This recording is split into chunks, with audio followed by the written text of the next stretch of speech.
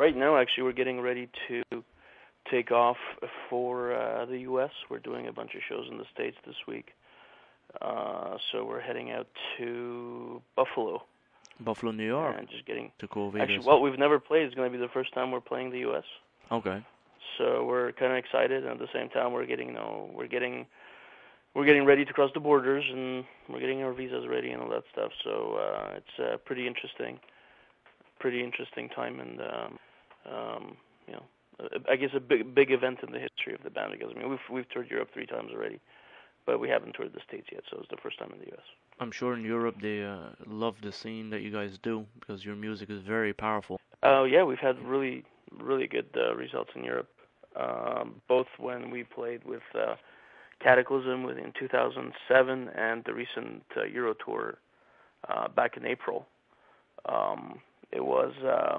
The reactions were much better than we had anticipated.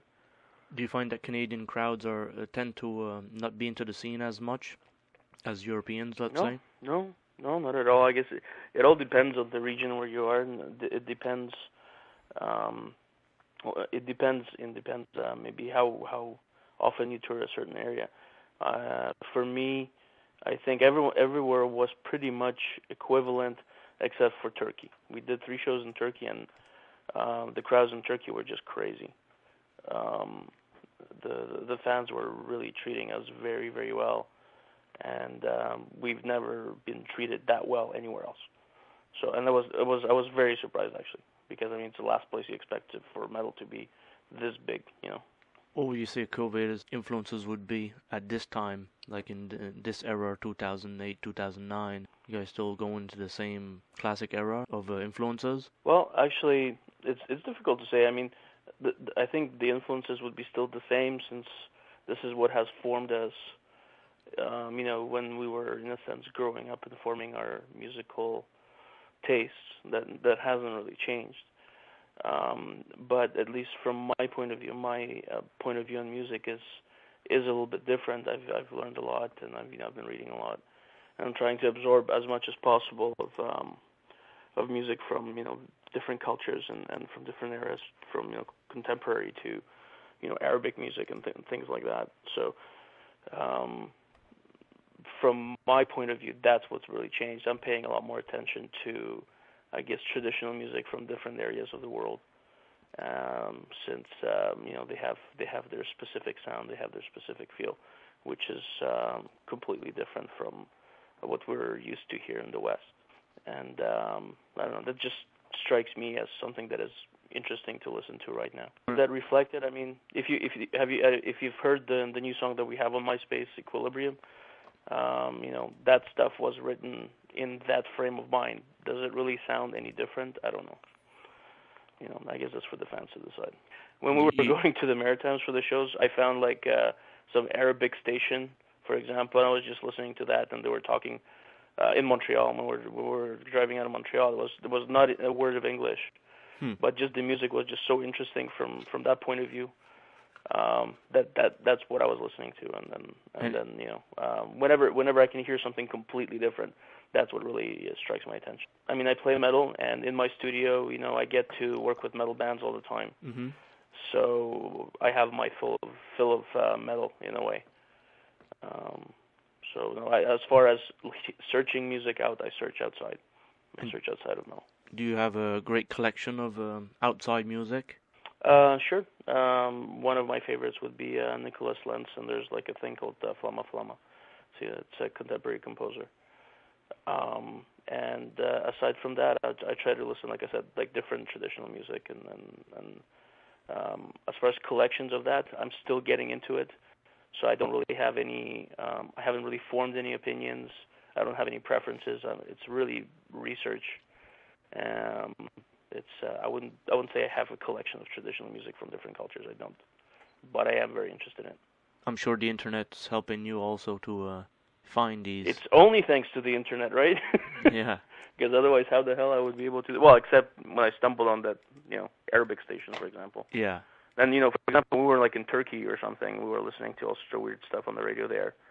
When we were doing our tours in Europe in the past, if we go like into Eastern Europe and The type of music that people actually listen to on a daily basis is completely different. They use different scales, different rhythms, different tonalities. So, I guess this is where it all started for me. I started experiencing all these things, and I try to catch it whenever I can. So you're one of the founding members of Quo Vadis? Yep, I'm the founding member. There are three of us, and I'm the only one remaining. Would you have foreseen that from 1993 era to today, the band would be still playing? No, we never thought of it that far ahead. But at the same time, I wouldn't say that we were not thinking of taking it. At least from my point of view, I always wanted to take it as far as possible. So I never expected it. I didn't have any wishes of the band reaching any particular level, but for me it's an open-ended thing, and it will end when I can't play music anymore. So I'm going to be playing music until the end of the rest of my life, basically. I don't know if it's going to be all Quo Vadis, but I don't foresee any end. I'm not planning on any end, and there's no preconceived idea in my head where the end would be. So it's as long as I can play music, I'll do it. So you're happy the internet evolved to what it is, and I'm sure that helped Quo Vadis get large. Yeah, absolutely. There are benefits, and there of course there are problems with it. One of the biggest benefits is was just proven to me in a way. Just last month when we were in Europe for the headlining tour, we played places where we thought there was absolutely no metal and no possibility of any scene.